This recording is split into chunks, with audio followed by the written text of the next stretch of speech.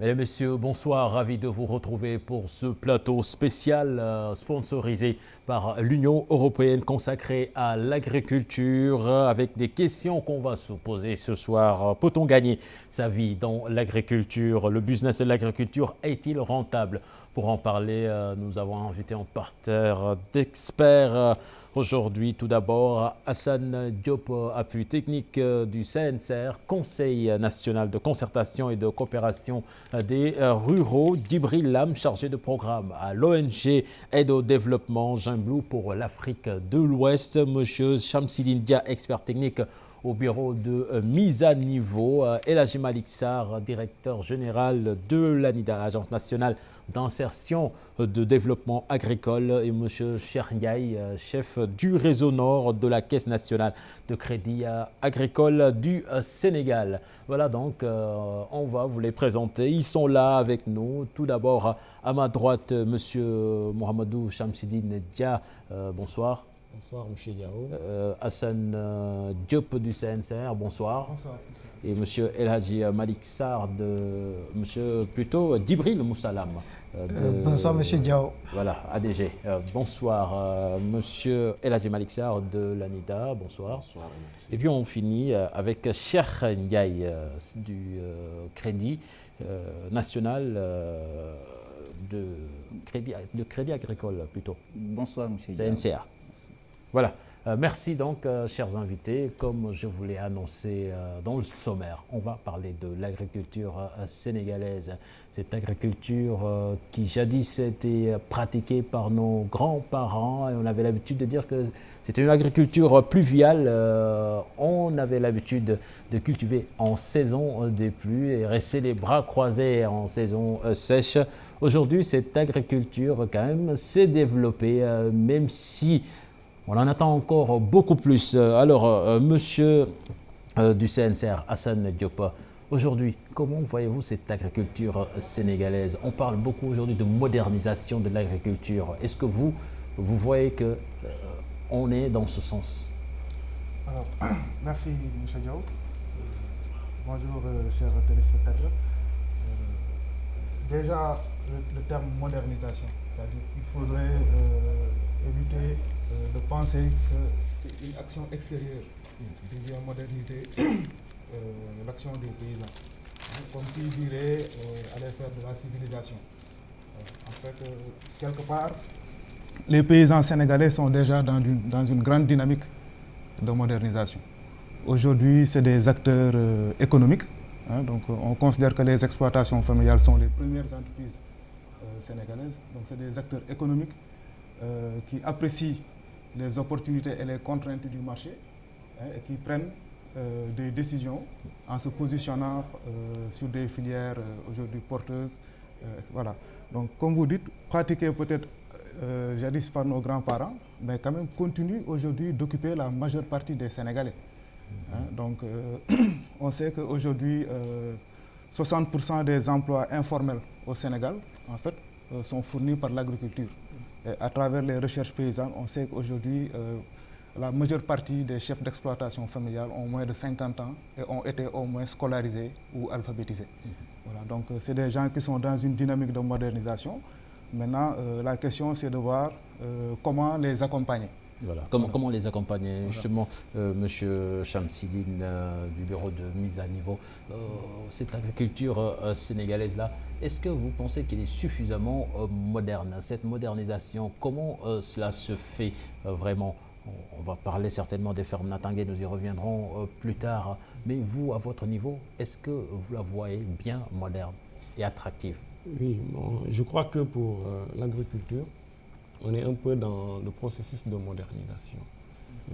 Il faut dire qu'il y a beaucoup d'actions qui ont été menées sur le terrain ces dernières années, donc disons même ces dernières décennies, des politiques et des programmes qui sont en train d'être mis en œuvre pour arriver à cette modernisation de l'agriculture, qui, à mon avis, il faut le dire, s'impose, est obligatoire.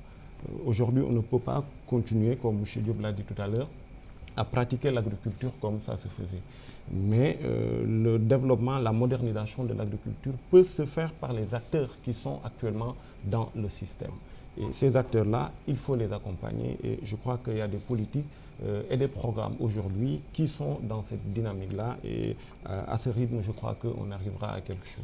Donc pour ces politiques-là, on peut d'entrée de jeu en citer quelques. Si on prend une spéculation comme le riz, vous le savez, il y a aujourd'hui des programmes qui sont pilotés par des structures de l'État. Je peux citer le PNAR, qui est le Programme national d'autosuffisance en riz, qui aujourd'hui accompagne beaucoup les acteurs sur le terrain. On sait que le riz, c'est quand même une spéculation qui est très importante pour notre pays.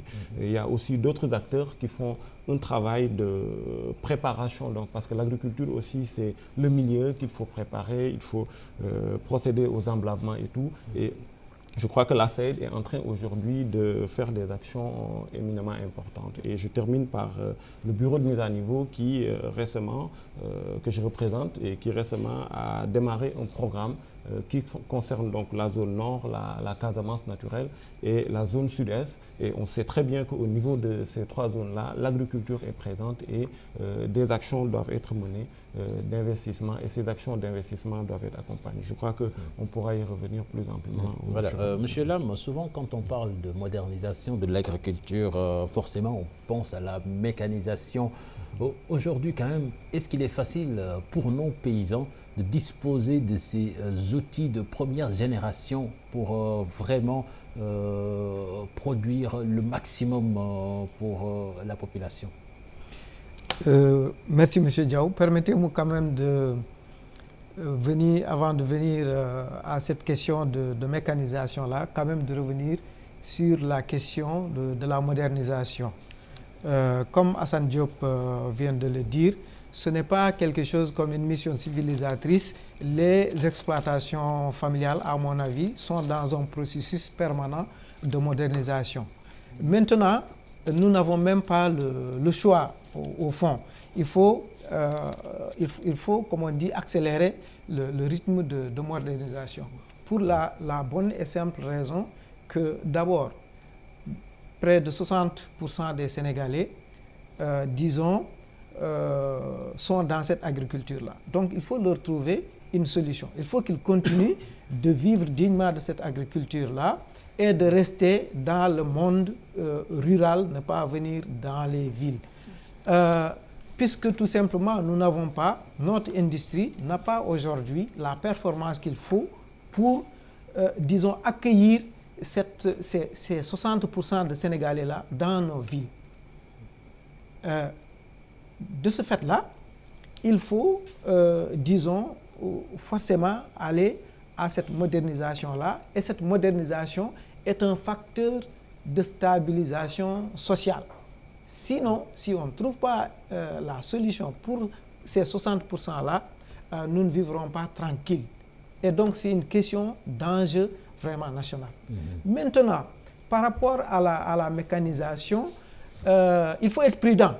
Moi, mécanisation, oui, mais pas mécanisation à outrance. Parce que moi, quand je parle plutôt dans une perspective, d'exploitation familiale, qui peuvent se moderniser à travers une mécanisation, mais une mécanisation qui préserverait l'essentiel, c'est-à-dire les ressources naturelles. Il ne faudrait pas quand même qu'on tombe à outrance dans cette mécanisation-là qui va détruire. Le danger, c'est totalement de détruire notre capital foncier si nous ne faisons pas attention. Disons, le revers de la médaille, c'est un peu l'approvissement des sols. Donc, moi, je pense qu'il faut procéder par étapes. Il faut procéder par étapes, justement. Dans l'actualité, on entend souvent quand même des problèmes, des litiges fonciers dus à cela.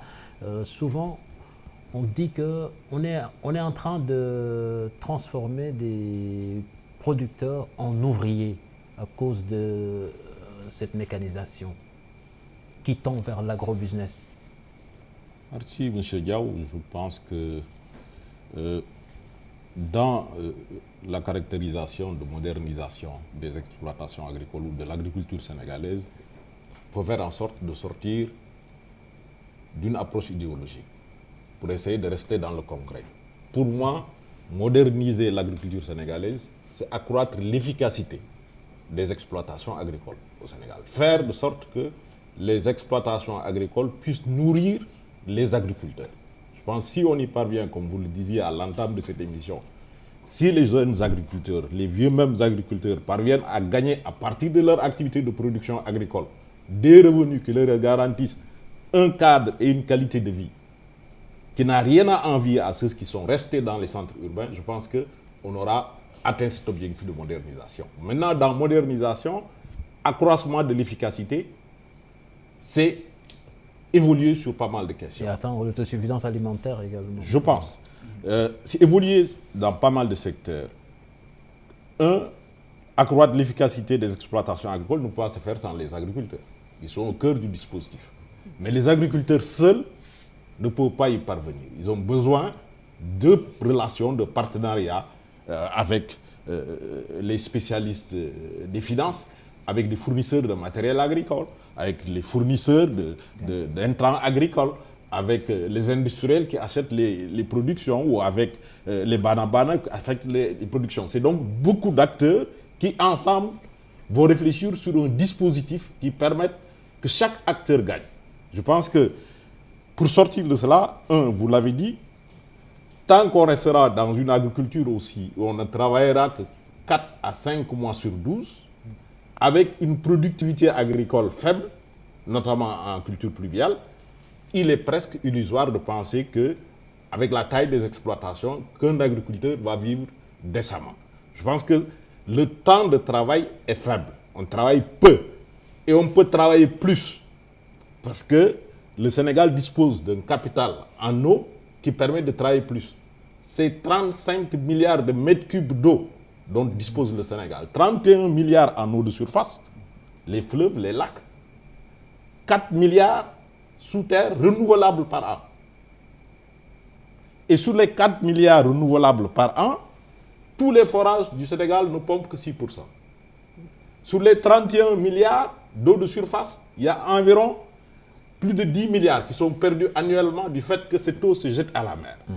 Je pense que là, valoriser ce capital en eau, déjà, nous permettrait de nous situer dans une dynamique où, au lieu de travailler 4 mois, on peut travailler 12 mois sur 12 du fait de l'ensoleillement. Voilà, vous anticipez un peu sur les fermes Natangué, c'est vrai que c'est... Non, ça c'est sur la modernisation. Sur la modernisation, moderniser, c'est aussi travailler plus pour accroître l'efficacité. Je pense aussi, les collègues l'ont dit ici, quand on dit moderniser, c'est quand vous produisez, que vous puissiez vendre à des prix qui sont suffisamment rémunérateurs. Parce que ce n'est pas que l'aspect production. Donc la mise en marché des productions agricoles aujourd'hui est aussi une problématique assez intéressante qu'il faut aborder dans cette quête de modernisation de notre agriculture. Voilà, Monsieur Cheikh Ndiaye, c'est vrai que vous êtes là pour les finances, mais quand même, quel regard portez-vous sur cette agriculture qui tend à se moderniser? Merci M. Diaw, je pense que je suis là peut-être pour les finances, mais qui connaît la Caisse nationale de crédit agricole du Sénégal, qui a été créée par l'État depuis 1984, ça fait 33 ans, et avec une mission principale de financement de l'agriculture dans sa globalité. Je pense qu'on ne peut pas s'occuper des questions de financement seulement sans pour autant nous préoccuper de ce qu'il y a à l'intérieur. C'est pourquoi la question que vous avez soulevée sur la modernisation de l'agriculture nous incombe au premier chef. Que si cette agriculture-là était restée là où on l'avait trouvée à la création du crédit agricole, je pense qu'on ne serait pas peut-être là. Parce qu'une banque aussi, c'est financer une activité qui est rentable. Et dans la rentabilité, je pense qu'il y a à la fois le secteur qui gagne en modernisation d'année en année, mais aussi qui gagne en efficacité, comme l'a dit M. Sarr tout à l'heure. Je crois que c'est une agriculture qui est aujourd'hui en train de se moderniser. Le rythme peut ne pas être suffisant, compte tenu aussi des moyens qui sont souvent limités. Mais je pense que sur les dernières années, on a constaté un effort constant de l'État du Sénégal à travers le PRACAS. Le plan Sénégal émergent. Le plan Sénégal émergent. Le premier pilier de... Je crois que si vous partez dans une zone comme la vallée du fleuve Sénégal, vous ne vous poserez peut-être pas ce type de questions. Et il ne s'agit pas de parler que d'agrobusiness, et c'est bien de le préciser au départ. Et je crois qu'il faudrait qu'on soit quand même assez limité en termes d'appréciation entre l'agrobusiness et cette agriculture familiale. Parce que le constat que nous avons fait aussi, c'est que nous avons trouvé des producteurs qui, au départ, étaient dans une agriculture purement familiale, mais qui ont évolué un peu vers une exploitation assez moderne. C'est-à-dire, c'est dans la vallée du fleuve Sénégal que vous pouvez trouver quelqu'un qui a fait partie d'un groupement d'intérêt économique et qui, au fil des années, s'est retrouvé avec une exploitation de 150 hectares ou 200 hectares. Mais avec tout le matériel agricole qu'il faut pour l'exploitation. Et nous sommes partie prenante de ce financement de ce matériel agricole-là, parce que le programme que l'État du Sénégal a lancé, c'est un programme avec une subvention de 60%. Les 40% sont presque financés par la Caisse nationale de crédit agricole du Sénégal. Donc c'est une agriculture qui progresse. Maintenant, on peut toujours discuter du rythme de progression, mais ce qu'on peut dire aujourd'hui à travers tous les programmes qui sont mis en œuvre, c'est parce qu'il y a aussi et le constat, il est fait sur le fait que nos financements aussi progressent d'année en année. On ne peut pas mettre 10 milliards pour financer des campagnes de riz sur une campagne et dire que cette agriculture-là est restée encore là où elle était il y a 10 ans ou il y a 15 ans. Je pense que le progrès est noté. Voilà. Monsieur Diop du CNCR, en tant que producteur, alors quels sont les problèmes que vous rencontrez, les freins pour vraiment mettre cette modernisation sur les rails? Alors, justement, je crois qu'au-delà des transformations qui se font à l'échelle même des exploitations familiales, il y a aussi l'environnement, comme certains l'ont abordé. On ne peut pas dire qu'on va moderniser l'agriculture en restant dans un marché à 95% informel. C'est-à-dire qu'il faut aussi moderniser le marché. C'est-à-dire que quand on arrive sur le marché des produits agricoles, aujourd'hui, n'importe qui peut se lever du jour au lendemain et être intervenant. C'est-à-dire qu'il n'y a rien qui régit, par exemple, qui peut être intervenant, qui peut être grossiste, qui peut être intermédiaire, à quelles conditions, etc. Dans les pays où les bons se sont faits assez rapidement sur la modernisation de l'agriculture, le marché aussi a été réglementé. Concrètement, par exemple, pour dire, à partir du moment où les producteurs respectent un cahier de charge qui permet de mettre des produits de qualité sur le marché, l'intervenant qui est agréé, parce qu'il faut qu'il soit agréé, l'intervenant qui est agréé a le devoir de prendre ce produit, a le devoir de payer dans un tel délai et aussi a le devoir de rester dans une limite de marge. Ça c'est des choses qui se passent dans des pays. Même, il faut que ce produit également respecte un cahier de charge. Accepté. Non, on a dit respecte un cahier de charge des populations. Oui, respecte un cahier de charge. C'est-à-dire que les producteurs aussi sont tenus de respecter un cahier de charge de production de qualité. Voilà. Donc ça, c'est vraiment l'aspect marché. On ne peut pas dire qu'il faut que les producteurs se modernisent, fassent des productions de qualité, alors que le marché reste à 100% informel, quasiment. Voilà. Il faut aussi réglementer le marché, il faut formaliser le marché. Quand on arrive aujourd'hui au marché Thiaroye, on ne fait pas la distinction, par exemple, entre un produit de qualité et un produit... Voilà. C'est-à-dire que tout vient dans les mêmes bacs, etc. À côté de ça aussi, l'industrialisation. C'est-à-dire que, on a parlé de mécanisation, tout ça, c'est important, mais il faut aussi qu'on ait des industries agroalimentaires qui achètent en grande quantité les productions. Voilà. On ne peut pas tout écouler sur ces marchés informels, comme on dit. On a vu, par exemple, ce que la filière arachide a généré en termes de ressources pour l'État du Sénégal. On a été quand même 4e pays producteur et exportateur d'arachide après l'Inde, la Chine et les États-Unis pendant des années, parce que simplement, la filière était maîtrisée. On a vu les bons que nous avons faits sur la filière tomate, etc. On a vu les bons qui sont faits aujourd'hui sur la filière oignon, à partir du moment où l'État a pris ses responsabilités pour mettre des règles et dire, écoutez, pendant tel mois, de tel mois à tel mois de l'année, je bloque les importations. Voilà, donc ça c'est l'environnement. Donc il y a le marché, il y a les canaux d'écoulement, dont la transformation agroalimentaire. Mais il y a aussi le financement. J'espère qu'on aura le temps de, voilà, non, de revenir là-dessus. On va revenir largement sur ça. Alors, Monsieur Dia, quand même, ce marché dont il parle là, est-ce que vous pensez quand même qu'il est suffisamment, je ne sais pas, étoffé pour pouvoir permettre à ces producteurs-là de produire en grande quantité et que tout cela soit écoulé? Alors moi je crois qu'il est très important de parler de marché. dans la mesure où, si on dit aujourd'hui une agriculture qui nourrit son homme, il ne faut pas peut-être lui donner un sens restrictif, c'est-à-dire le sens d'une agriculture de subsistance, d'une agriculture, j'allais dire, de recherche de pitance, mais plutôt permettre à celui qui pratique l'agriculture aujourd'hui de pouvoir s'en sortir, de pouvoir se payer donc le train de vie dont il a envie. Et je crois que pour qu'on puisse y arriver, il faut qu'il y ait un marché. Donc, et je crois que nous sommes dans un processus, mais aujourd'hui, le marché, que ce soit pour l'oignon, que ce soit pour le riz, on voit quand même les efforts qui sont faits au niveau du ministère du Commerce pour réglementer le marché. Donc il y a une agence donc, de régulation du marché qui n'a comme rôle que de procéder un peu à la régulation donc, du marché. Mais pour qu'on puisse parler de marché et de produits donc, compétitifs, il y a un travail donc, en amont. Et c'est là où je fais le lien avec la modernisation. Parce que les produits, aujourd'hui, l'option de l'État du Sénégal, c'est de développer l'agriculture par l'industrialisation. Et je crois que ça ressort clairement dans le PSE, dans le plan donc, Sénégal émergent, que l'agriculture doit être une locomotive. Et pour que l'agriculture soit une locomotive, il faut que l'agriculture se modernise. Donc si je reviens donc sur le riz, M. Ndiaye a parlé un peu de la vallée du fleuve Sénégal où des choses extrêmement intéressantes sont en train d'être réalisées sur le riz, avec un accompagnement de l'État sur tous ces aspects.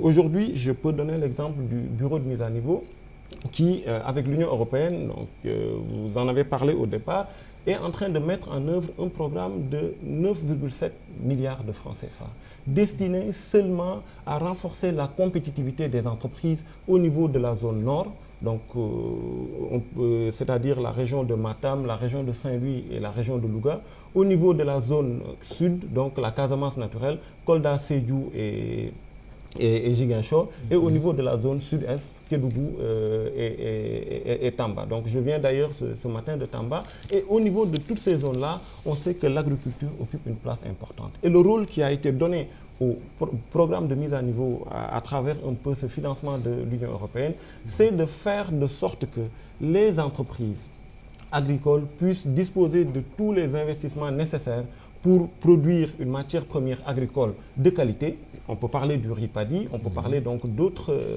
spéculations, mais aussi que cette matière première de qualité puisse être transformée au niveau d'industrie de qualité.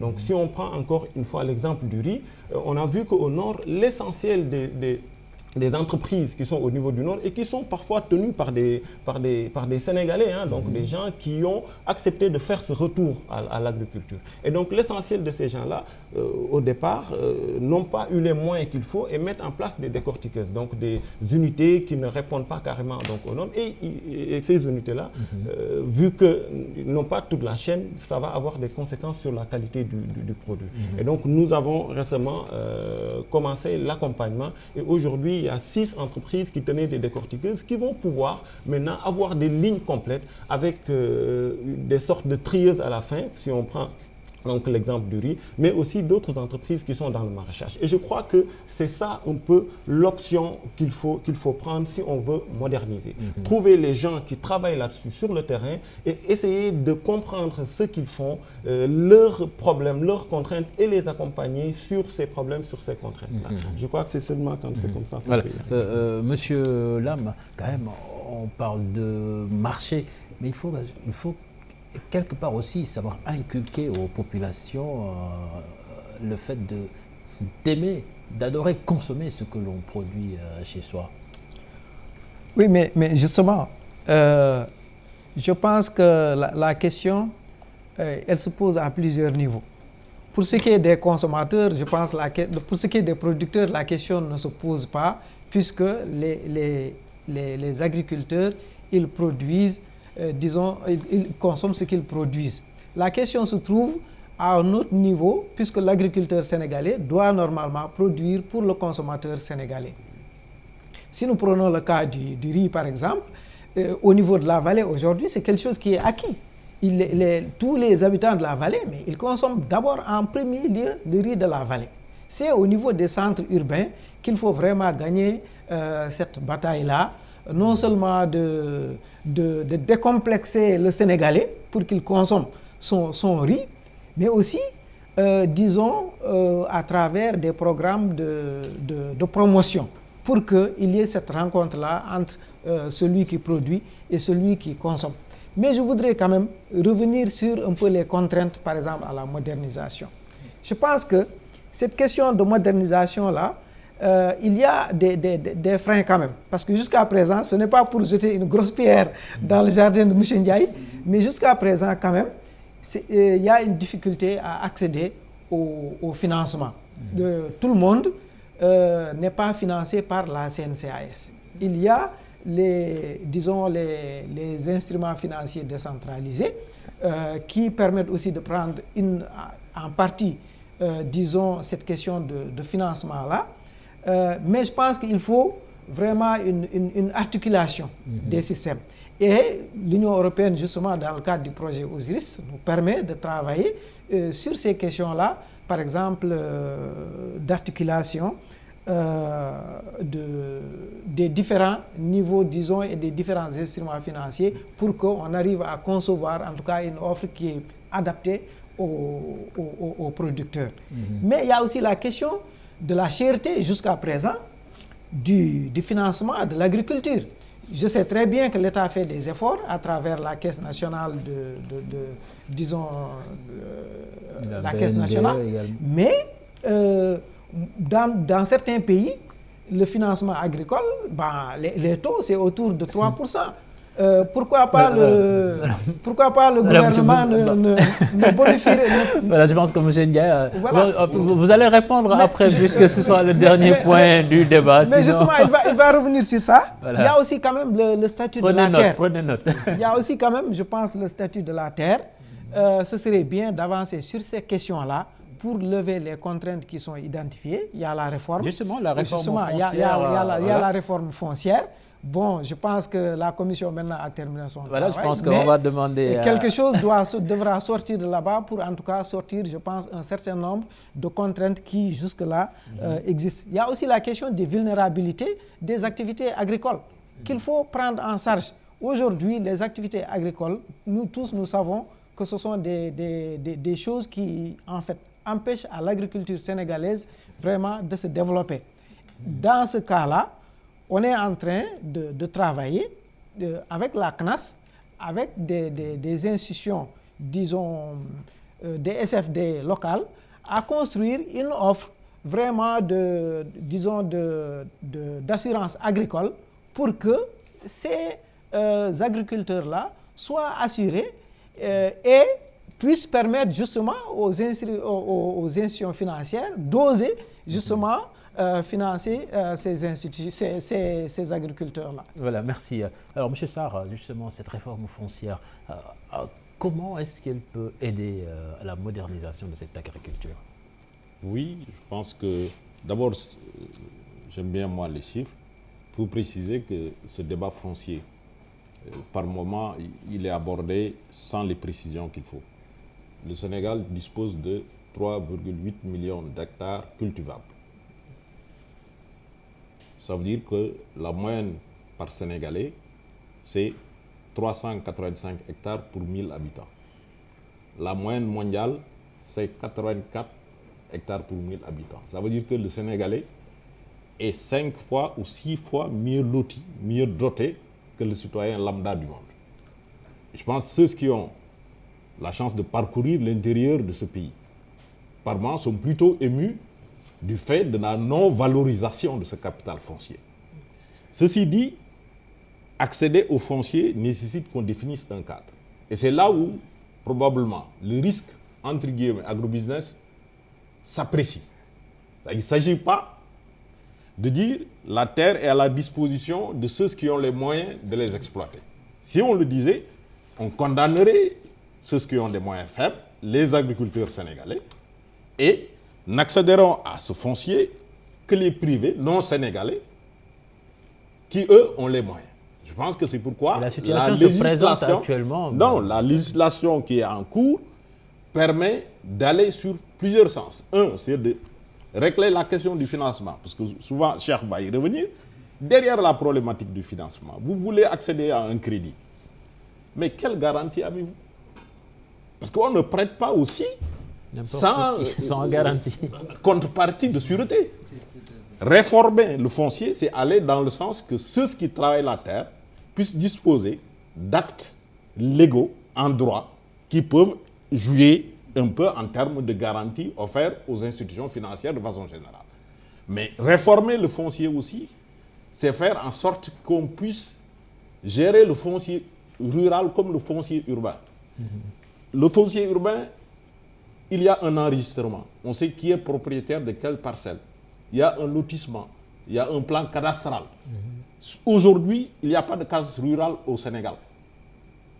Quand vous devez délimiter, vous avez toutes les difficultés. Donc, la réforme va viser aussi à asseoir un système cadastral pour qu'on puisse lotir et dire que telle parcelle, dans telle zone, appartient à M. Moumoudou Ndiaye, qui est agriculteur. Mais c'est aussi définir quelle sera la place de l'agrobusiness. C'est-à-dire que jusqu'à quel niveau peut-on tolérer l'installation des privés et quelles sont les conditions d'installation de ces privés. Parce que le Sénégal aussi est un pays ouvert. On ne peut pas demander que des industriels, quand des industriels investissent au Sénégal, c'est comme une victoire. On en parle à tous les journaux télévisés. Mais pourquoi pas quand des investisseurs investissent le secteur agricole aussi, on ne le considère pas comme étant aussi une victoire. Mais simplement en l'encadrant, et je puis vous dire que les privés installés au Sénégal, c'est-à-dire les privés non sénégalais, parce qu'il y a beaucoup de privés sénégalais qui sont installés, mais les privés non sénégalais installés au Sénégal n'exploitent pas 0,01% du capital foncier sénégalais. Voilà. Monsieur Ndiaye, cette réforme foncière donc, est d'une importance capitale. Oui, mais permettez-moi avant de revenir sur la non, mais quand même, foncière, brièvement, on n'a qu'une heure et il nous reste beaucoup de sur d'abord thèmes à la aborder. question du marché. Je pense que c'est une question qui a été posée aussi. Et comprenons tout simplement que le marché, c'est deux choses. C'est à la fois les infrastructures, c'est la régulation. Je crois que qui parle d'infrastructure aujourd'hui parlerait de pistes de production, parlerait d'infrastructures de stockage, mais parlerait aussi de logistique. Et sur la régulation, je pense qu'il y a des efforts qui sont en train d'être menés. Aujourd'hui, le cas du riz a été énormément soulevé. Je pense qu'il y a un passé récent où le problème même de la commercialisation du paddy se posait avec acuité. Aujourd'hui, le bureau de mise à niveau est en train d'arriver au niveau de la zone nord, mais je pense que même en arrivant aussi, on a trouvé des unités de transformation qui ont la capacité aujourd'hui d'absorber la production, ce qui fait qu'on est plus sur un défi de la production. J'ai parlé tout à l'heure des concours qui sont débloqués par la CNCAS pour le financement de la production, qui sont autour de 10 milliards entre l'hivernage et la contre-saison chaude. Je crois que de gros efforts sont en train d'être faits. Et en venant ici, je pense que j'ai plus un problème, moi, à trouver du paddy, à ces transformateurs-là qui me sollicitent sur un fonds de commercialisation qu'autre chose. Si on avait 2 fois la production qu'on a eue cette année, je pense que cette production-là serait absorbée. La régulation, oui, parce que c'est un effort de contractualisation qui est aujourd'hui en train de donner ses fruits. Sur la tomate, sur le coton, c'est les filières qui ont été toujours citées en exemple, mais c'est parce que le contrat a toujours existé. Aujourd'hui, c'est le contrat qui est en train d'exister au niveau de la chaîne de valeur riz. Nous avons la chance d'être sur tous les maillons de la chaîne de valeur, aussi bien sur le financement des investissements de la production que de la commercialisation. Donc, on a une visibilité qui nous permet d'apprécier un peu les niveaux de progression. Maintenant, sur le foncier, je ne vais peut-être pas trop insister. Je pense qu'une banque a toujours besoin de sûreté. Et comme on dit, aujourd'hui, le statut du foncier pose problème à toutes ces institutions de financement qui ont envie d'investir l'agriculture. Nous avons la pratique depuis une trentaine d'années. Nous travaillons avec des organisations de producteurs et particulièrement avec l'agriculture familiale sur des aménagements qui ne sont peut-être pas la propriété de ces agriculteurs-là, mais qui l'exploitent depuis des années. Donc aujourd'hui, un privé qui viendrait nous voir a besoin quand même de mobiliser un certain nombre de garanties pour accéder au financement. Et cette garantie doit commencer normalement par le foncier. Est-ce que le foncier a un statut qui lui permet aujourd'hui d'être déposés en garantie. C'est là où le problème se pose. Je pense que l'État est en train de travailler et l'agriculture, c'est le sol, c'est l'eau. Voilà, je pense que je sais que vous avez tous quelque chose à dire sur ça, mais il faut qu'on progresse quand même, puisqu'on n'a qu'1 heure de temps. Alors, Monsieur Sarr de l'ANIDA, justement, quand on parle de modernisation, forcément, on pense aussi à ces fermes Natangué, qui est le fait de moderniser ces exploitations familiales. Oui, c'est vrai, le débat est tellement vaste. Moi-même, j'ai 25 ans de pratique de la vallée. Je connais très bien la riziculture. J'ai même présidé, en termes de réflexion et d'action, à la mise en place du comité interprofessionnel riz et à l'installation des premières rizeries modernes dans la vallée. On aurait pu en parler énormément, mais c'est vrai que le sujet est assez vaste. Ce qui est sûr, c'est que l'ambition des autorités publiques, c'est de faire de sorte que le Sénégal nourrisse le Sénégal. Je pense que voilà un axe stratégique fort qui est indiqué. Décliné sous la forme dans la vallée et dans le sud où il y a des eaux de surface, de progresser en maîtrise de l'eau pour réduire la vulnérabilité dont parlait notre collègue, en partie, parce que la vulnérabilité, c'est aussi l'agriculture pluviale. Il y a des années où il a manqué la dernière pluie et les productions agricoles, notamment arachidières, se sont effondrées. Donc maîtriser l'eau fait partie un peu de la réduction de la vulnérabilité. J'ai l'habitude de taquiner en disant, si on maîtrise l'eau, on n'a plus besoin de consulter les Khoy au mois d'avril pour savoir est-ce qu'il va pleuvoir. On va plutôt appuyer sur un bouton pour que l'eau jaillisse. Je pense que donc, réduire cette vulnérabilité, c'est promouvoir aussi la mise de l'eau. Mais sur les fermes Natangué, en réalité, c'est un pas qui vient compléter ce qui s'est fait dans le nord et le sud à partir des eaux de surface. C'est de dire aussi, si on disait que l'agriculture en maîtrise de l'eau ne devait que se faire dans les zones où il y a des eaux de surface, il y a au moins 8 régions intérieures du Sénégal qui seraient exclues de l'irrigation. Alors que l'irrigation, en termes simples, c'est l'association eau-terre. Ces régions ne disposent pas d'eau de surface, mais ils disposent d'eau de sous-terre, eau souterraine. Alors l'agriculture, sous cette modernisation, c'est de dire qu'il y a les fermes agricoles, il y a les exploitations agricoles. Pourquoi pas aussi travailler à accroître l'efficacité de ces exploitations agricoles? En quoi faisant? Le collègue Lam avait une peur sur la grande mécanisation. Totalement d'accord. C'est la même chose sur l'hydraulique, la petite hydraulique, avec un puits hydraulique, 1 hectare, l'énergie solaire pour pomper l'eau, la diversification des productions agricoles, parce que dans les fermes Natangué, vous avez une parcelle horticole, un bassin piscicole, un poulailler et l'arboriculture fruitière. Ça veut dire quoi? Ça veut dire que l'agriculteur est un studio à l'intérieur de la ferme. Ça veut dire que le jeune agriculteur installé à son studio, accès à l'eau, accès à l'électricité et une qualité nutritionnelle hors pair, parce que vous avez des œufs, de la viande blanche, de la viande rouge, du poisson, des fruits et des légumes. Mais c'est en ce moment que le jeune est dans des conditions qui rentrent complètement en compétition avec ceux qui sont restés à Dakar. Et c'est quand on serait dans cette situation que le flux migratoire va être renversé, que les jeunes de Dakar vont dire je vais y aller. C'est ça les fermes Natangué. Et depuis qu'on a commencé à y travailler, en partenariat avec le Crédit Agricole, en partenariat avec le Bureau de mise en niveau, en partenariat avec le CNCR, on a constitué une coalition nationale autour de ce programme dirigé par le ministre de l'Agriculture, exécuté par ANIDA, pour faire en sorte que les paysans sénégalais puissent s'affranchir un peu de cette vulnérabilité. Et il y a, M. Diaw, un élément aussi de rupture dans la démarche en matière de politique qui, depuis donc 2 ans, en tout cas au plan agricole, est en train de s'initier. Jusqu'à présent, au Sénégal, on était habitué aux subventions à l'exploitation.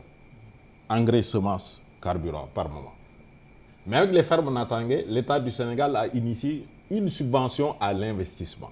La subvention à l'investissement, elle est plus vertueuse en ce qu'elle permet de bâtir un socle productif durable.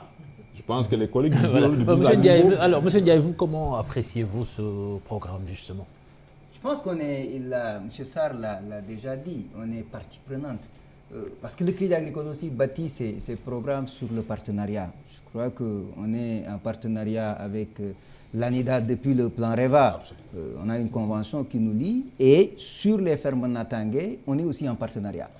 Maintenant, l'intervention de la CNCAS à ce niveau tournerait autour de l'appui qu'on donnerait à l'exploitant agricole pour qu'il puisse contribuer par rapport à la partie qui n'est pas subventionnée, pour accéder déjà à la subvention, mais aussi de l'accompagner pour le financement de ses besoins d'exploitation. Je crois qu'à partir de ce moment-là, la partie subventionnée est assurée, mais aussi la partie financement de l'activité courante est assurée.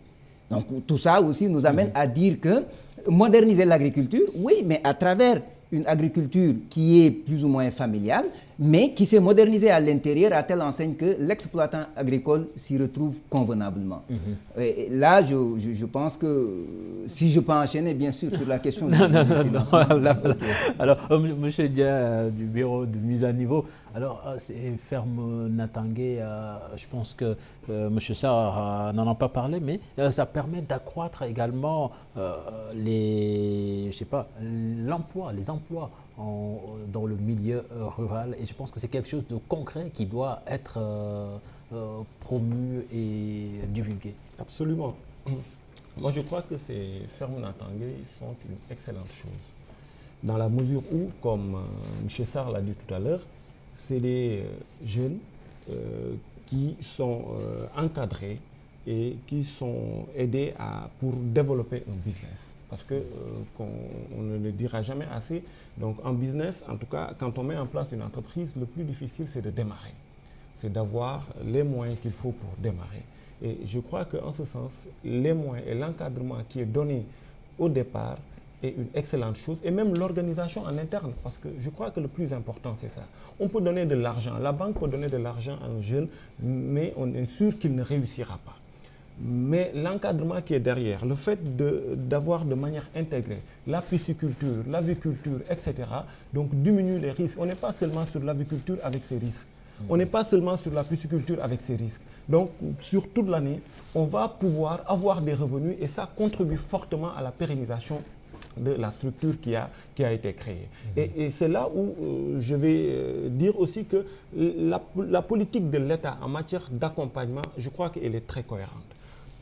Ils aident un peu à la mise en place, l'encadrement à la mise en place, mais rien n'empêche aujourd'hui à ces jeunes-là qui ont été accompagnés, qui ont mis en place donc des structures, demain de venir solliciter l'accompagnement du programme de mise à niveau. Donc pour renforcer leur compétitivité, d'aller à l'ADPME, donc pour être aidés sur d'autres aspects, etc. Et d'aller même au niveau donc des banques pour augmenter un peu la production et le système, qui renforçait en tout cas l'efficacité du système qui a été mis. Voilà, M. Diop du CNCR, vous également, comment est-ce que vous jugez ce projet? Voilà, merci. En fait, comme l'a dit M. Sarr, nous également, on est partie prenante. Nous avons un protocole, même une organisation qui est membre du CNCR, la FONS, a directement un protocole avec ANIDA, donc pour la mise en place de 12 fermes. Alors j'en arrive à ce point parce qu'en fait, de notre point de vue, personnellement, autant je ferais un plaidoyer pour que l'ANIDA soit mieux financée. Parce que quand même, ce type de projet ne peut pas être bâti uniquement sur des financements extérieurs. Donc l'État du Sénégal doit, à mon avis, mettre plus de moyens. Mettre la main à la pâte. Voilà. Donc là, ce qu'on voit en tout cas, c'est plutôt financement Union européenne, etc. Donc, parce que quand on voit, moi je vois, si je fais un point, il y a un an en tout cas, au 11 août 2016, on était à 79 fermes, dont 53 villageoises et 26 familiales. Pour moi, il faut qu'on touche du plus significatif. Au Sénégal, il y a 750 000 exploitations familiales, dont la majorité sont dans les 8 régions dont il a parlé tout à l'heure. C'est-à-dire qu'il faut qu'on puisse permettre à ces exploitations familiales au moins de bénéficier de puits hydrauliques. Donc si on ne peut pas construire d'abris pour toutes ces exploitations, qu'on leur permette de faire une production à partir du mois d'octobre, après les pluies. Donc un puits hydraulique, c'est 3 millions de francs CFA. Voilà. Donc vraiment, il faut qu'on essaie d'avoir un impact. Donc autant je ferai le plaidoyer pour que l'ANIDA soit mieux financée, mais autant également, moi je demanderai à ce qu'on essaie d'avoir un impact plus significatif en touchant vraiment la majorité Avant de donner la parole à d'exploitations M. Lam, familiales. je Merci. laisse le soin à M. Sarr de répondre un tout petit peu Je dois sur... vous dire, c'est un programme qui a été conçu conformément aussi aux préoccupations que vous avez. On l'appelle ferme familiale Natangé. Mais sa conception découle de ce qu'on a connu au Sénégal, qu'on a appelé Tokor, Tolu Kër, parce que ci gannaaw kër gi la daan nekk. Et l'agriculteur qui disposait de telle exploitation pouvait ne pas aller en saison sèche dans les centres urbains. Pourquoi? Parce que l'introduction de la culture du manioc, en fait, c'est fait dans ces exploitations. La culture de courge dans ces exploitations. Mais qu'est-ce qui manquait? C'est l'eau. On a dit il faut amener le puits. Qu'est-ce qui manquait? C'est une technologie aussi abondante. Au lieu d'avoir le puits et de tirer pour sortir l'eau, au moins utiliser le soleil pour tirer l'eau. Mais en même temps, même du point de vue de sa conception, en réalité, vous regardez le village un peu sénégalais, au centre, vous avez le puits, vous avez un peu l'arbre à palabre. Même du point de vue de la conception en réalité de ces fermes familiales Natangé, on est parti de ce substrat culturel. Donc c'est une appropriation d'un patrimoine sénégalais, mais en le faisant subir un peu des transformations. Moi je préfère transformation plutôt que modernisation, parce que ça évolue pour lever les contraintes et les difficultés dont vous parlez. Parce que moi je suis de l'école qui pense que c'est dans la résolution continue des difficultés que se trouve le progrès. Donc les difficultés accompagneront toujours le développement. Mais en termes de statistiques, quand on l'a conçu à la mise en œuvre, la première action c'était en partenariat avec le Brésil, 9 exploitations. Juste montrer, ça a suscité un intérêt. Et il y a eu la coopération espagnole. 101 fermes familiales sont en train d'être exécutées dans le sud en partenariat avec le Crédit Agricole, où le financement du bénéficiaire est donné par le Crédit Agricole. Ensuite, aujourd'hui, ça a mordu, tous les jeunes en demandent, l'Union européenne y a mis 20 millions d'euros pour que M. Assane Diop soit rassuré, qui va toucher toutes les régions du Sénégal. Et il faut dire aussi que l'État du Sénégal n'est pas absent. Parce que dans le montage du financement, une ferme familiale Natangé, c'est 12 millions. Quand il n'y a pas de bailleur de fonds, on dit 50%, l'État subventionne pour 50%, 6 millions à travers ANIDA. Le bénéficiaire finance pour 50% à travers les institutions de financement de crédit. Pour le moment, le seul partenaire qu'on a qui nous accompagne, c'est la CNCR.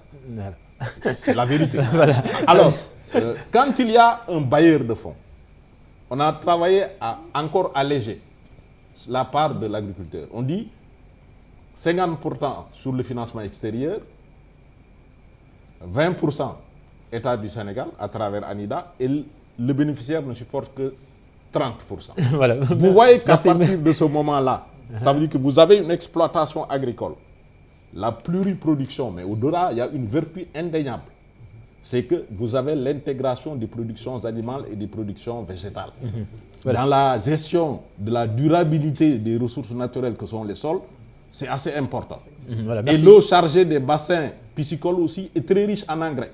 L'utiliser pour arroser la parcelle horticole, on est dans aujourd'hui une agriculture agroécologique, donc durable, intégrée, et qui aujourd'hui est admise par tout le monde comme étant la perspective historique pour garantir la nourriture des personnes par l'agriculture. Voilà.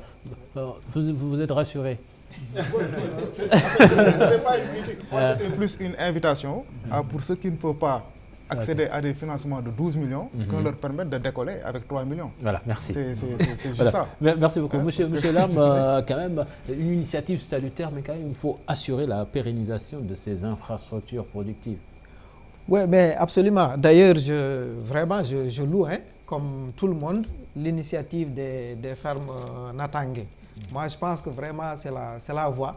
C'est la voie qu'il faut privilégier, par exemple, par rapport aux investissements privés étrangers. Je pense que c'est important qu'on aide nos jeunes à s'établir dans l'agriculture, à avoir des emplois et des emplois décents chez eux, c'est extrêmement important. Maintenant, par rapport à quand même un certain nombre d'aspects, je voudrais bien, je ne sais pas si ça existe puisque je connais le modèle, disons, théorique, ce serait bien vraiment de blender ces jeunes-là en renforcement par des formations, sensibilisation sur vraiment sur le métier d'agriculture, pour que ces jeunes-là sachent que le métier d'agriculture, c'est un métier, d'agriculteur, c'est un métier comme tout autre métier, et que s'ils s'établissent dedans, ils n'ont pas fait fausse route. C'est important vraiment que mentalement, ces jeunes-là soient préparés vraiment à cela. Bon, certainement, M. Sarr, il y a... Voilà. Et puis, rajouter, M. Oui. Gao, que l'ADPME, oui, qui est membre de cette coalition, cette grande coalition, prend en charge cet aspect.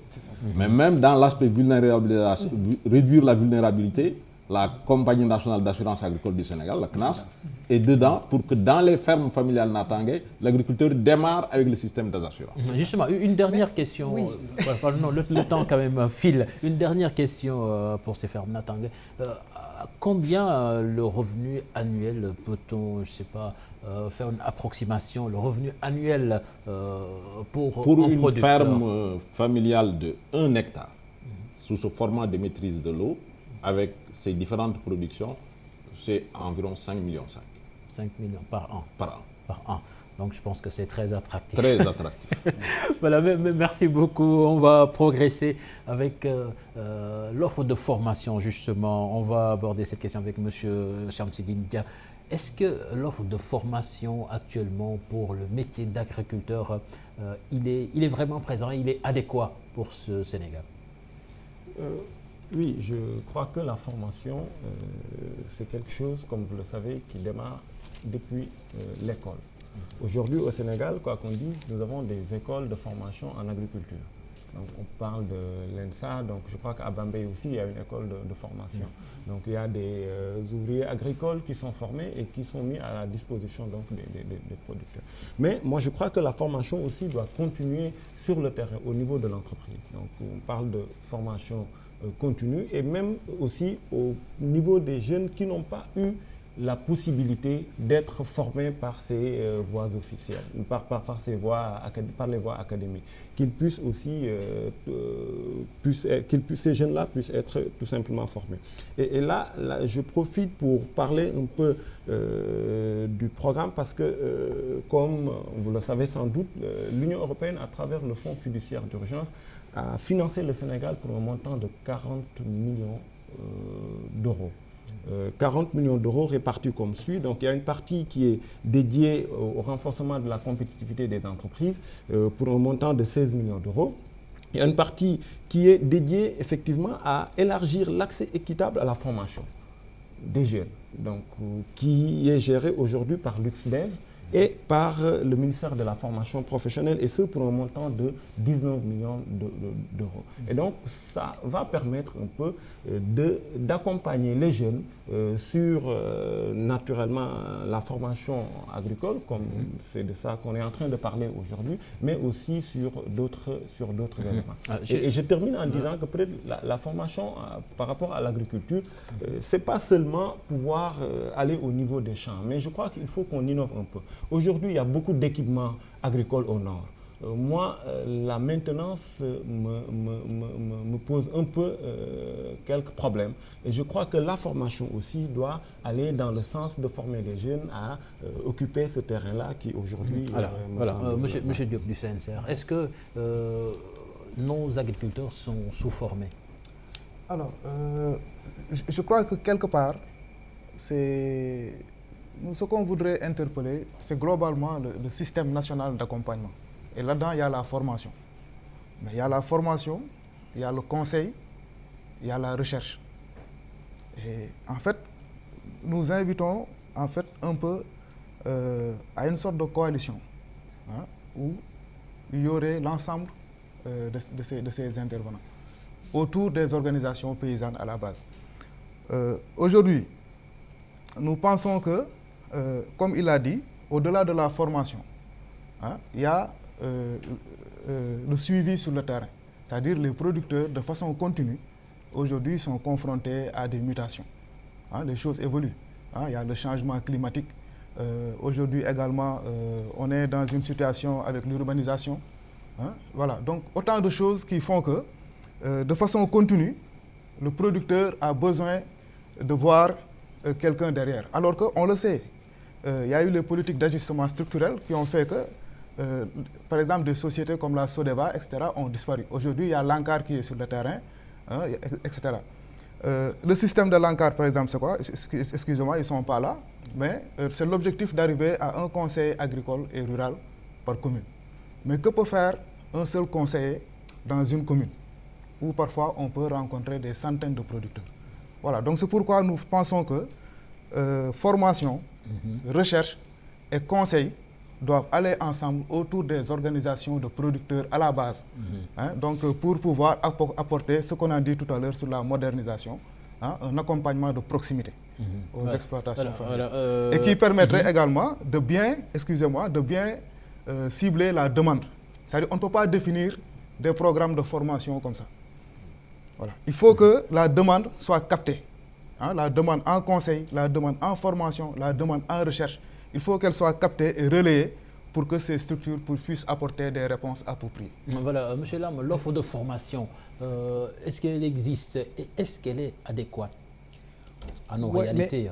Oui, en parlant de l'offre de formation, je pense qu'il y a deux types d'offres de formation. Il y a l'offre de formation, je veux dire, classique, qui est dispensée au niveau des universités, des écoles de formation. Je pense qu'elle devient de plus en plus diversifiée. Ce qui manquait à cette offre-là, je pense est en train d'être résorbé petit à petit parce que c'était en fait la possibilité d'avoir des cycles courts de formation, type par exemple BEP, BTS et même des spécialisations. Je pense que là-dessus, des programmes existent et font, je pense, quand même d'importants résultats. Je peux parler de l'ONFP, de 3FPT, certainement, peut-être même j'en oublie, mais je pense qu'on est en train de se rattraper là-dessus. Mais il faudrait, je parlerai plus de l'offre un peu, cette offre non classique-là, qui est destinée aux personnes déjà qui sont dans l'agriculture et à d'autres qui veulent entrer dans l'agriculture. En particulier la cible jeune. Pas mal d'offres aujourd'hui existent actuellement. Peut-être que ce n'est pas bien connu, vulgarisé. Souvent aussi cette cible-là, elle n'est pas très encline à aller faire des démarches pour avoir l'information qu'il faut. Mais je pense que l'offre qui existe déjà, elle est pas mal. Elle est importante. Nous, dans le cadre, par exemple, du projet Osiris, qui est justement financé par l'Union européenne, nous intéressons particulièrement à cette cible jeune-là qui est déjà dans l'agriculture ou qui veut entrer dans l'agriculture par des formations aussi diversifiées. Par exemple, en technique de production, en gestion même, de l'activité. Toutes ces formations-là existent aujourd'hui et sont de très courte durée et qui peut-être même permettent, aux paysans d'aller en formation, mais de retourner à son exploitation le lendemain pour continuer son travail. Voilà, le directeur général de l'ANIDA, quel type de formation pour nos agriculteurs? Oui, je pense que c'est une formation qui va prendre plusieurs dimensions. Parce qu'il n'y a pas que la formation classique, comme l'ont dit les collègues ici présents. L'agriculture, déjà, par la particularité de ses caractéristiques de production, est une école. Ce n'est pas pour rien qu'on parle des champs-écoles. Ou le terme anglais, learning by doing. L'agriculture est le secteur par essence où quelqu'un peut ne pas fréquenter une école de formation professionnelle. Mais par la formation pratique, il maîtrise les nouvelles technologies au bout de 6 mois. Nous, dans les fermes que nous installons, avec maîtrise de l'eau, technologie d'irrigation goutte à goutte, mais au bout de 6 mois, ils peuvent tout installer, ils peuvent réparer toutes les fuites. c'est cette formation-là, souvent qu'on ne capitalise pas, et qui est la première des formations parce qu'elle touche la grande masse. Il y a la formation dispensée par les organismes intervenant dans le domaine du monde rural en matière de conseil, comme l'a dit le collègue Hassan. Ça aussi, c'est une formation sur les pratiques et les techniques agricoles qui sont données par tous ces programmes, ANIDA, SAED, Sodagri et tant d'autres programmes qui existent et qui touchent la cible et dont l'encart aujourd'hui est la cheville ouvrière. Mais il y a aussi des dynamiques nouvelles qui sont en train de naître. C'est ce que le collègue Lam appelait un peu ceux qui sont désireux de s'installer et qui voudraient, eux, avoir une formation initiale. C'est ce segment d'offres qui n'existait pas jusqu'à présent. Je sais que l'école de Cambérène en horticulture est en train de concevoir un peu un module qui permet à ces entrepreneurs potentiels d'avoir une formation de base. Mais je dois signaler aussi que la Banque mondiale, avec l'Agence française de développement, a financé 2 centres de formation pour ces types d'agriculteurs. Un centre qui va être installé, donc les travaux ont démarré à Thiep, dans le Kébémer, la zone Niaï de Kébémer, l'autre à Neteboulou, dans le Tambacounda, pour recevoir. Mais je dois aussi préciser que un des objectifs du programme des domaines agricoles, le PRODAC, c'est aussi de recevoir ces jeunes en incubation. Parce que l'incubation aussi est cette forme première aussi de formation, d'initiation, de familiarisation, et qu'il faut capitaliser comme étant une formation. Merci, M. Sarr. On va aborder le dernier point. C'est bien d'être formé, mais quand on est formé, on a besoin d'accéder au financement. Oui, M. Diaw, c'est juste un mot sur la formation, c'est important. Je crois que c'est un substrat important pour ce que nous faisons. C'est-à-dire, on ne peut pas aujourd'hui parler de crédit sans pour autant nous assurer de la qualité de la formation qui a précédé. Aujourd'hui, comme ils l'ont dit, il y a la formation académique connue. Il y a des écoles qui sont là depuis très longtemps et qui forment. Mais si nous prenons ceux qui sont déjà dans le métier, et c'est ceux qui sont déjà dans le métier qui reçoivent le financement aujourd'hui. Et pour sécuriser ce financement-là, on a besoin de les voir assez bien formés. Et à ce niveau-là, je crois que déjà, si on prend la vallée du fleuve Sénégal avec tout ce qu'il y a comme équipement qui est arrivé, je pense que si nous ne voulons pas d'ici 2 ans que tous ces équipements-là disparaissent, il va falloir que ça soit bien accompagné par une formation en maintenance, en conduite de tous ces engins-là. Donc, à ce niveau-là aussi, je pense qu'on a besoin de voir nos partenaires producteurs être accompagnés. C'est en train de se faire, mais il va falloir le renforcer pour que davantage de technicité soit à leur niveau, mais aussi la formation en gestion. Je crois qu'il ne s'agit pas tout le temps d'apporter le financement, mais il s'agit aussi souvent de partir de l'épargne du producteur, voilà, pour au moins déclencher le financement, surtout quand il s'agit d'aller en investissement. Donc à ce niveau-là aussi, je pense que c'est une formation en gestion qui les amènerait à faire des économies pour au moins impulser le début de l'investissement. Voilà, justement, comment accéder à ce financement qui fait tant courir les jeunes? Oui, je crois que l'accès au financement, c'est une problématique. L'agriculture déjà est un métier qui est assez spécifique, une activité qui est assez spécifique. Et son financement aussi l'est parce que déjà c'est lié à son caractère assez vulnérable, tout le monde le sait, mais aussi c'est lié à l'incertitude qu'on a souvent sur le marché. Ce qui fait que ceux qui doivent apporter souvent les concours prennent beaucoup de temps pour arriver à des niveaux importants de financement. Nous, je vous ai rappelé tout à l'heure qu'on a fait une 30aine d'années pour y arriver. Je crois que c'est ça aujourd'hui qui nous permet de mieux comprendre les préoccupations de ces producteurs-là. Et notre financement aussi, c'est sur la base de la demande. Et comme je l'ai dit, c'est le partenariat qui est là et qui nous permet d'assurer tout ce qui est encadrement technique, mais aussi qui nous permet d'assurer la formation sur le plan de la gestion, etc. Et M. Lam nous taquinait tout à l'heure en parlant des taux d'intérêt qui sont assez élevés. Je crois que les 3%, quand même, il faut aller les chercher peut-être en Occident. Mais nous avons fait un peu le tour de la sous-région et nous savons que l'effort que l'État du Sénégal a fait pour baisser le taux à 7,5% en bonifiant tout ce que le Crédit Agricole est en train de donner est un effort qui est louable. Et en mettant en place aussi la Compagnie nationale d'assurance agricole du Sénégal, avec qui nous sommes en partenariat. Donc là aussi, c'est une façon d'atténuer le risque qui est encouru par tout ce qui intervient dans le financement de l'agriculture. Et je pense que tout ça mérite d'être souligné et c'est un socle qui nous permet d'intervenir. L'agriculture, c'est 87 milliards en emploi dans notre portefeuille en 2016. Ça veut dire que 87 milliards, c'est quand même un montant assez appréciable et qui est allé directement dans le financement de cette agriculture. Voilà. Monsieur Diop, ce financement, vous le trouvez comment infime ou... Bon, d'abord, il faut féliciter et encourager la CNCAS parce que je crois que dans la plupart des pays de la sous-région, les banques agricoles ont fermé les portes, ont disparu. Donc, je crois qu'il faut encourager la CNCAS. Mais comme je l'ai fait avec l'ANIDA, je vais aussi inviter voilà, donc à faire des bons qualitatifs.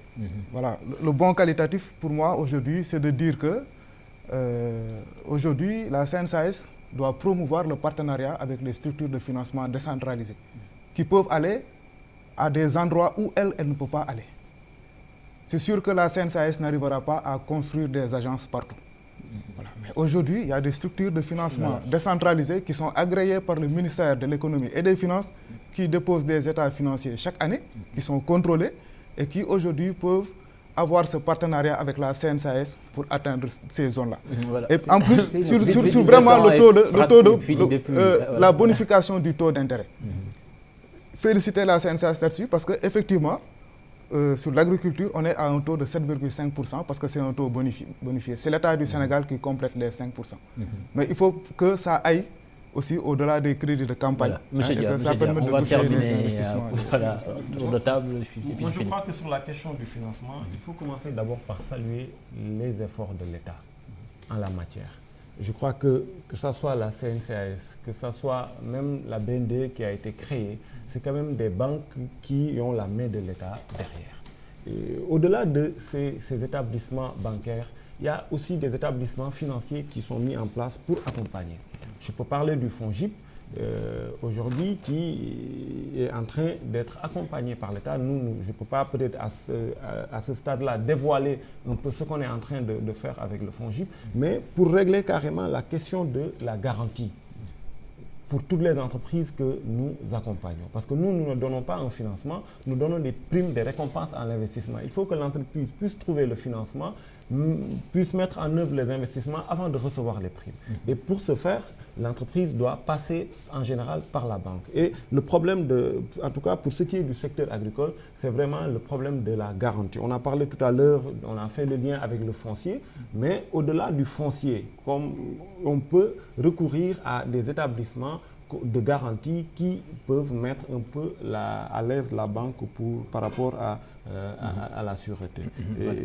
Voilà, je pense que c'est bien, on va s'arrêter là. Bon, vous aviez déjà interpellé, monsieur là, vous aviez déjà interpellé monsieur Ndiaye. Bon, attendez, on va vous donner le dernier mot. Mais juste, monsieur Sarr de l'ANIDA, dites-nous, ces jeunes qui veulent être financés, qu'est-ce qu'ils doivent faire vraiment?